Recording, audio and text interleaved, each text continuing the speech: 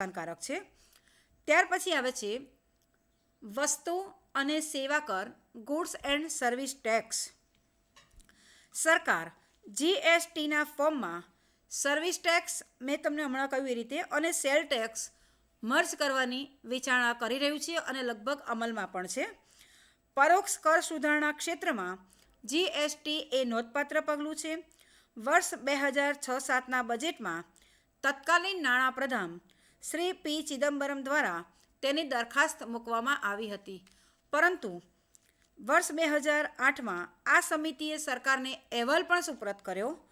2009માં GST પર એ વખતે સંસદમાં ચર્ચા પણ થઈ, પરંતુ સંજોગોવશાત એ બિલ પાસ ન થઈ શક્યું અને નાણાપ્રધાન અત્યારના જે છે તે શ્રી જેટલી સાહેબે જીએસટી બિલ લોકસભામાં વર્ષ 2014માં રજૂ કર્યું।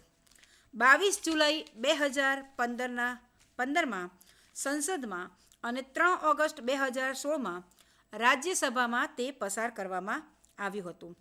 8 સપ્ટેમ્બર 2016ના રોજ ભારતના રાષ્ટ્રપતિ પ્રણવ મુખર્જીએ આ બિલ પર હસ્તાક્ષર કર્યા છે।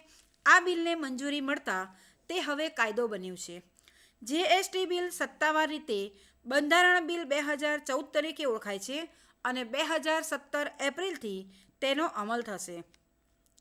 આ બિલને શરૂઆતમાં જ 16 રાજ્યોએ સ્વીકારી લીધું। ગુજરાતમાં જો કે આ બિલનો થોડોક મોડો સ્વીકાર થયો। આ બિલના મુખ્યત્વે 2 ઘટક છે, સેન્ટ્રલ જીએસટી અને સ્ટેટ જીએસટી। અમેરિકે જેવા દેશે પણ જીએસટીની તરફેણ કરતાં જણાવ્યું કે ભારતની અર્થવ્યવસ્થામાં ઘણી આશા છે કે ભારત અને અમેરિકા વચ્ચેનો દ્વિપક્ષીય વ્યાપાર $109 અબજ સુધી તો છે જ, પણ હજુ પણ આના કારણે એટલે કે જીએસટીના કારણે આ વ્યાપાર વધુ વધશે। જીએસટીના અમલના કારણે અર્થવ્યવસ્થા વધારે મજબૂત થશે, નાના વેપારીઓની ચિંતા દૂર થશે અને આર્થિક ક્રાંતિ થશે। સૌપ્રથમ જીએસટી બિલ પાસ કરનાર રાજ્ય બિહારને ફાળે જાય છે અને ગુજરાત રાજ્યમાં 23 ઓગસ્ટ 2016ના દિવસે જીએસટી બિલ અંગે સર્વસંમતિ સધાઈ છે। ગઈકાલે જ આપણને જો પેપરમાં વાંચ્યું હોય તો છે કે જીએસટીમાં ટેક્સ ચૂકવવાના ફોર્મ પરમ દિવસે જાહેર કર્યા છે, જેમાં મિસમેચના કેસ તરત જ પકડાઈ જાય તેવી સિસ્ટમ મુકાઈ છે, જેથી આ નવતર સોફ્ટવેરને પરિણામે જીએસટીની વ્યવસ્થામાં કોઈને પણ માટે ખોટી ટેક્સ ક્રેડિટ જે પહેલાં લેતા હતા એ હવે લઈ શકશે નહીં અને લેવી હશે તો ખૂબ અઘરું પડશે। ભારતમાં પરોક્ષ કરની આવક કેટલી છે? એમાં જકાત, આબકારી જકાત, સેવા કર અને કુલ પરોક્ષ કરવેરા મેં દર્શાવ્યા છે। જકાતની આવકમાં જોઈએ તો 2011-12થી 2016-17 સુધીમાં અંદાજ છે 16-17નો અનેક ગણો વધારો થયો છે। આબકારી જકાત પણ તમે જુઓ એ પણ 1,45,608 કરોડથી વધીને 3,18,670 કરોડ થવાનો અંદાજ છે। સેવા કર સૌથી વધુ છે, કારણ કે સરકારે વધુને વધુ સેવાઓને સાંકળી લીધી છે ટેક્સમાં, અને એમાં 97,507 કરોડ રૂપિયાની પરોક્ષ કરની આવક હતી, જે વધીને 15-16માં 2,10,000 કરોડ થઈ છે અને 2,31,000 કરોડ થવાનો અંદાજ 2016-17માં આપણા નાણામંત્રીએ રાખ્યો છે। કુલ પરોક્ષ કરવેરાની આવક જોઈએ તો એ પણ 3,92,445 કરોડથી વધીને 7,79,670 કરોડ જેટલી થઈ છે। આજે ભારતમાં પરોક્ષ કરની આવક અભૂતપૂર્વ રીતે વધી છે તે ચાર્ટમાં પણ દર્શાવી છે, જે તમે જોઈ શકો છો કે જાંબલી કર કુલ પરોક્ષ કરવેરાનો જે કોઠો છે બતાવે છે એમાં સૌથી વધતું જાય છે, સેવા કરનો હિસ્સો પણ વધતો જાય છે, આબકારી જકાત પણ વધતી જાય છે અને છેલ્લે નીચે લખ્યું છે જકાત। એ બધામાં 16-17ના બજેટમાં વધારો થવાની પૂરેપૂરી સરકારને અપેક્ષા છે અને આશા છે। ભારતની વાત કરીએ તો સેવા ક્ષેત્રનો જીડીપીમાં ફાળો વધતો ગયો છે। દાખલા તરીકે 2015ની વાત કરું તો ખેતીનો ફાળો 16% છે, ઉદ્યોગનો 29.5% છે અને સેવા ક્ષેત્રનો વધીને 54.5% છે. રોજગારીની વાત કરીએ તો ખેતી 49% લોકોને રોજગારી આપે છે, ઉદ્યોગ 20%ને આપે છે અને સેવા ક્ષેત્ર 31% જેટલા લોકોને રોજગારી આપે છે. એટલે એમ કહી શકાય કે સેવા ક્ષેત્રનો હિસ્સો ખૂબ વધતો ગયો છે. ભારતનું કર માળખું વિસ્તૃત બન્યું છે, ઊંડું બન્યું છે અને સરકારે વધુને વધુ કરને લાખી દીધા છે. હવે છેલ્લો પ્રકાર તમને કહ્યું હતું પ્રકીર્ણ કર, એમાં આવે છે વ્યવસાય વેરો. વ્યવસાયિક કર, વ્યવસાયિક આવક પર વ્યવસાયિક કરની ચૂકવણી દરેક સર્વિસ કરનાર, ધંધો કરનારે કરવી પડે છે, જે મહાનગરપાલિકા દ્વારા પણ કવર કરવામાં આવે છે. રાજ્ય સરકાર પણ લે છે. ખાનગી સંસ્થાઓમાં કામ કરતા કર્મચારી દર મહિને આ કર ચૂકવે છે અને આ કર આવક વેરા જેવી જ ફરજિયાત છે, એટલે કે કરાઘાત વ્યવસાય કરનારે જ સહન કરવો પડે છે. મિનિમમ વ્યવસાય વેરો 300% છે અને મેક્સિમમ સૌથી વધારે 800 રૂપિયા જેટલો છે. બીજું છે ડિવિડન્ડ ડિસ્ટ્રીબ્યુશન ટેક્સ, જેને આપણે કહીશું ડિવિડન્ડ વહેંચણી કર. આ કર ડિવિડન્ડ કંપની તેના રોકાણકારો માટે ચૂકવણી અનુસાર કંપનીઓ ચૂકવે છે. ભારત સરકાર દ્વારા આ કર લાદવામાં આવે છે. રોકાણકાર ડિવિડન્ડ રકમ કરમુક્ત છે. અત્યારે આ ટેક્સ લગભગ 15% જેટલો છે. મ્યુનિસિપલ ટેક્સ, આ ટેક્સ આપણે જાણીએ છીએ કે દરેક શહેરમાં મ્યુનિસિપલ કોર્પોરેશન મિલકત કર દ્રષ્ટિએ કર લાદ્યો છે. દરેક મિલકતના માલિકે આ કર ચૂકવણી કરવી પડે છે અને સંજોગો અવસાદ તેમાં બદલાવ આવતા રહે છે. મનોરંજન ટેક્સ, આપણે પિક્ચર જોવા જઈએ, નાટક જોવા જઈએ તો આપણે એનો ટેક્સ, મનોરંજનનો ટેક્સ ચૂકવવો પડે છે. મુખ્ય વેપારીનો શો પ્રદર્શન હોય, પ્રસારણ સેવા હોય, આપણે ચેનલ જોઈએ છીએ તો એ કેબલ સેવા જે છે એ પણ મનોરંજન ટેક્સ સાથે સંબંધિત છે અને રાજ્ય સરકાર આ ટેક્સ ચૂકવે છે. સ્ટેમ્પ ડ્યુટી, રજિસ્ટ્રેશન ફી જેને કહેવાય છે, આ કર મિલકત કિંમત આધારિત હોય છે. દાખલા તરીકે જો આપણે કોઈ મકાન ખરીદીએ તો તેની નોંધણી કરવા માટે રજિસ્ટ્રેશન ફી આપણે ભરવી પડે છે અને સ્ટેમ્પ ડ્યુટી ભરવી પડે છે, અને પાછું એ મકાન જો આપણે નામ પર કરવું હોય તો વધારાની ટ્રાન્સફર ફી પણ ભરવી પડે છે. શિક્ષણ સેસ અને સરચાર્જ, શિક્ષણ પર જે હાલમાં 3% સેસ છે એ ગરીબ લોકોના શિક્ષણ માટે વપરાય છે. ગિફ્ટ ટેક્સ, જો વર્ષમાં ₹50,000 કરતાં વધારે રકમની ભેટ હોય તો તેના ઉપર ભેટ કર આપણે ભરવો પડે છે. ટોલ ટેક્સ, કેટલાક ઇન્ફ્રાસ્ટ્રક્ચર, રોડ છે, બ્રિજ છે વગેરે આપણે પાસ કરવાના હોય ત્યારે એના પર થોડાક નોમિનલ ચાર્જથી ટોલ ટેક્સ ભરવો પડે છે. એના મરામત કામ હેઠળ અથવા તો એ હેતુ ધ્યાનમાં રાખીને આ ટોલ ટેક્સ લેવાય છે. સ્વચ્છ ભારત સેસ, તાજેતરમાં ભારત સરકાર દ્વારા સ્વચ્છ ભારત સેસ લાદવામાં આવ્યો છે. આ કર 15 નવેમ્બર 2015થી તમામ કરપાત્ર સેવાઓ પર લાગુ પડે છે. સ્વચ્છ ભારત સેસ અસરકારક દર 0.5% છે. આ કર પછી 14.5% સર્વિસ ટેક્સની ચૂકવણી આપણે કરવી પડે છે.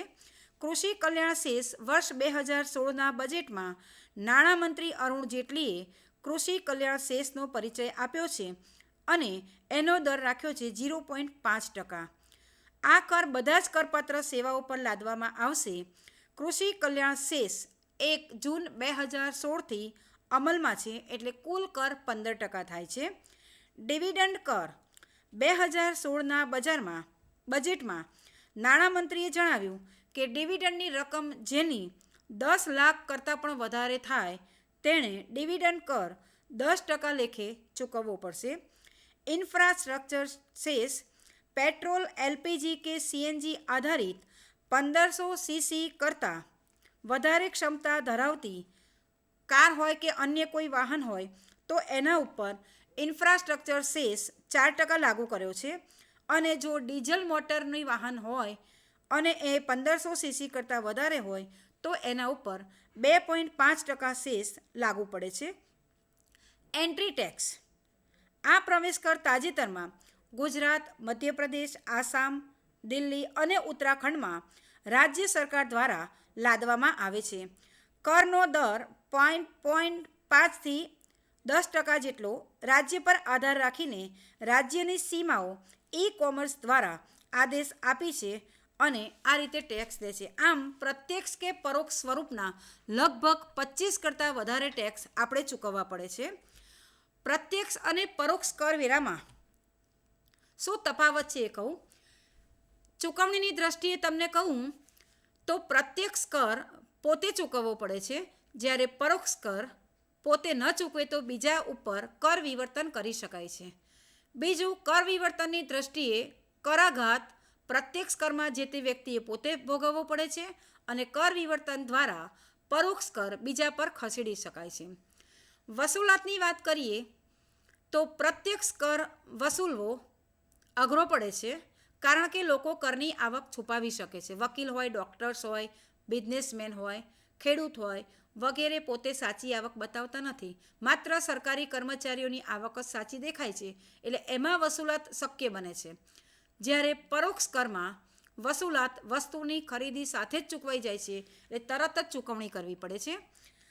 ભાવોની દ્રષ્ટિએ વાત કરીએ તો પ્રત્યક્ષ કર ફુગાવો ઘટાડવામાં મદદરૂપ છે, જ્યારે પરોક્ષ કર ભાવો વધવાની શક્યતા રહે છે. પ્રત્યક્ષ કર આવકની અસમાનતા ઘટાડવામાં મદદરૂપ બને છે, જ્યારે પરોક્ષ કર આવકની અસમાનતા વધારે છે. પ્રત્યક્ષ કરમાં અસંખ્ય મુક્તિઓ હોવાથી વહીવટી ખર્ચ વધે છે. પરોક્ષ કર અનુકૂળ અને સ્થિર સંગ્રહને કારણે ઓછા વહીવટી ખર્ચનો સમાવેશ થાય છે. પ્રત્યક્ષ કર બચત અને રોકાણ ઘટાડે છે, કારણ કે ખબર છે કે મારે આટલો ટેક્સ ભરવાનો જ છે, જ્યારે પરોક્ષ કર ખરીદીની સાથે ચૂકવાઈ જાય છે, એટલે એ બચત વધારે છે. જે વસ્તુની જરૂર ન હોય અથવા તો ટેક્સ વધારે હોય એ વસ્તુ ગ્રાહક ન ખરીદે, એટલે બચત અને મૂડીરોકાણ વધે છે. પ્રત્યક્ષ કર માત્ર સંબંધિત લોકોને જ લાગુ પડે છે, જ્યારે પરોક્ષ કર ખરીદી કરે એ બધાને લાગુ પડે છે, એટલે કર લાદણ થતું હોય એમ લાગે. દાખલા તરીકે સિગારેટ છે, દારૂ છે વગેરે હાનિકારક વપરાશની વસ્તુમાં લાદવામાં આવે છે, અને આવો પરોક્ષ કર સામાજિક સંદર્ભમાં બીજાને મદદ કરે છે એમ કહેવાય. પ્રત્યક્ષ અને પરોક્ષ બંને કર એકબીજાની રીતે જરૂરી છે. હવે હું ખૂબ ટૂંકમાં પ્રત્યક્ષ અને પરોક્ષ કરવેરાના લાભ શું છે અને ગેરલાભ શું છે એ તમને જણાવીશ. પરોક્ષ કરના લાભમાં આપણે જોઈએ તો તે નિશ્ચિત છે, ન્યાયી છે, ઉત્પાદક છે, સ્થિતિસ્થાપકતા ધરાવે છે, આવકની અસમાનતા ઘટાડે છે, નાગરિકતાની ભાવનાનો વિકાસ કરે છે, ક્ષમતાઓનો એનામાં ગુણ છે અને કરકસરયુક્ત છે. જ્યારે પ્રત્યક્ષ કરવેરાનો મોટામાં મોટો ગેરલાભ છે અગવડતા અને પ્રમાણિકતા પરનો વેરો છે. જે વ્યક્તિ પ્રમાણિક છે એને વધારે ટેક્સ ભરવો પડે છે. બચત અને મૂડીરોકાણ ઉપર એની વિપરીત અસર થાય છે. પરોક્ષ કરવેરાના લાભની વાત કરીએ તો હાનિકારક વપરાશ જે બિનજરૂરી છે, મેં તમને હમણાં કહ્યું દારૂ, સિગારેટ, એમાં ઘટાડો થાય, વિવિધતાલક્ષી છે. આ કર ઉત્પાદક છે, સરળ છે, છુપાવી શકાતો નથી, એમાં સૌનો હિસ્સો છે અને એમાં મરજિયાતપણું સમાયેલું છે. પરોક્ષ કર ફરજિયાત ચૂકવવો પડતો નથી. વસ્તુ ખરીદીએ તો જ આપણે ચૂકવવો પડે છે. અને પરોક્ષ કરના ગેરલાભની વાત કરું તો એમાં એ પ્રતિગામી છે, એટલે આવક વધે છે તો કર ઘટે છે. અનિશ્ચિત આવક છે, એને ઉઘરાણી ખૂબ અઘરી છે અને એમાં જડતા રહી છે અથવા તો સ્થિતિસ્થાપકતાનો અભાવ છે, જ્યારે પ્રત્યક્ષ કર સ્થિતિસ્થાપક છે. રાજ્યને આવક થાય, આવકની અસમાનતા ઘટે, આર્થિક વિકાસને પ્રોત્સાહન મળે, દેશના ઉછળતા ઉદ્યોગોને રક્ષણ મળે, હાનિકારક કે ઓછી મહત્ત્વની વસ્તુઓની વપરાશ નિરુત્સાહી થાય, મંદીમાં લોકોની આવક વધે અને ફુગાવામાં ઘટે વગેરે ઉદ્દેશો પ્રેરિત કર નીતિ અપનાવવામાં આવે છે. અને આ ઉદ્દેશો સિદ્ધ કરવામાં અમુક અંશે પ્રત્યક્ષ કરવેરા તો અમુક અંશે પરોક્ષ કરવેરા ખૂબ મદદરૂપ થાય છે. આથી આપણે આ બંને પ્રકારનો વેરાનો યોગ્ય રીતે દેશમાં સમન્વય કરવો જોઈએ અને આપણા બજેટમાં થાય છે. કેટલીક વાત કરું છેલ્લી તાજેતરની તો 31 જાન્યુઆરી 2016 સુધીમાં પ્રત્યક્ષ કરમાં 10.9% અને પરોક્ષ કરમાં 33.7%ની વૃદ્ધિ થઈ છે, જે અર્થતંત્રમાં થતી આર્થિક પ્રવૃત્તિઓના ઉચ્ચ સ્તરના સંકેતો આપે છે. આમ નાણાકીય વર્ષ 2015-16 માટે વૃદ્ધિ દરના અંદાજો સાથે અનુરૂપતા હોય એવું લાગે છે. કુલ વસ્તીના માત્ર 3.5% વસ્તી જ ટેક્સ ભરે છે.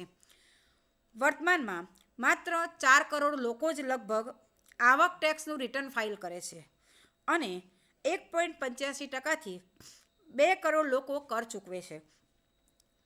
ટૂંકમાં બંને કર દેશ માટે મહત્વપૂર્ણ છે કારણ કે તેઓ અર્થતંત્ર સાથે જોડાયેલા છે. વિદ્યાર્થી મિત્રો, આજે મેં તમને પ્રત્યક્ષ અને પરોક્ષ કરની વિસ્તૃત રીતે માહિતી આપી. આપણે કરનો અર્થ જોયો, એની પ્રાથમિક ભૂમિકા, કરવેરાના પ્રકાર, પ્રત્યક્ષ અને પરોક્ષ કરવેરા કયા કયા હોય, કેટલા ટકા છે, એની કેટલી સરકારને આવક થશે, નવા કરવેરા જેવા કે જીએસટી બિલ વગેરેની માહિતી આપની. હું જાણું છું કે આપના અભ્યાસક્રમમાં આ આપને મદદરૂપ થશે. ખૂબ ખૂબ આભાર. ધન્યવાદ. જય Hind.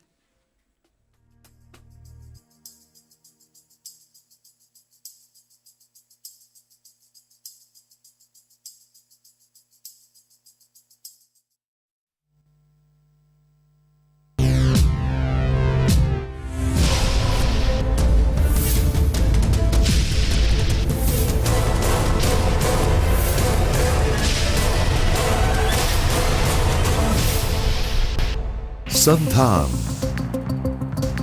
All Gujarat Integrated Classroom સેટેલાઇટના માધ્યમથી જોડતી કડી એટલે સંધાન.